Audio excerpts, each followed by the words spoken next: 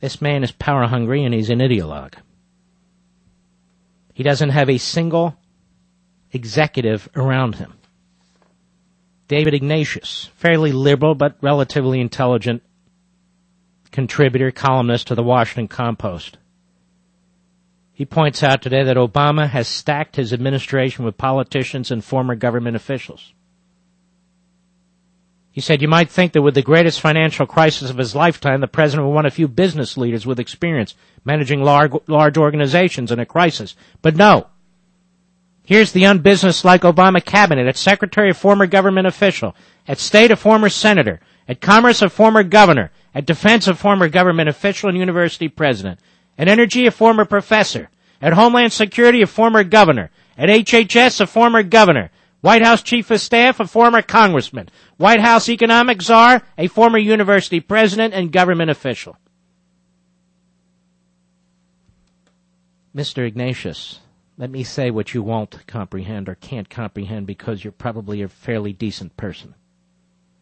Obama doesn't like these people.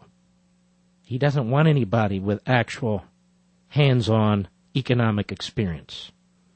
He is surrounding himself with people who share his ideology or will help facilitate his ends. He's not interested in debate. He's not interested in what the other side says. That's all phony. That's all for the public. He doesn't want any CEOs, whether they be running small businesses or large. He doesn't want any entrepreneurs around him who will be telling him to stop. He said he would build the economy from the bottom up. You remember that? But he's not. He's building it from the ivory towers down. What you are witnessing, ladies and gentlemen, is a command and control government, which is dictating policy from the top all the way down, which is rearranging the society, which is turning group against group, citizen against citizen.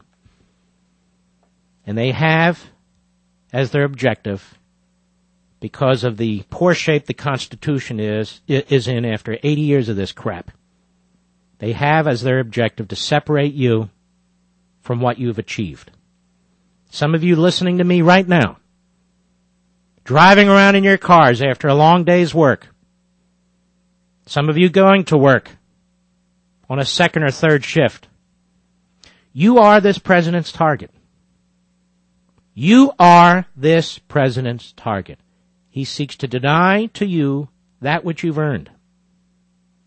And he seeks to control aspects of your life, including health care. You may have voted for him. You may have thought it was historic. That's all well and good. But now what's going on is for real. You may have been caught up in the whole cult mentality, which was served to you day in and day out by the left-wing media. But cults never end well.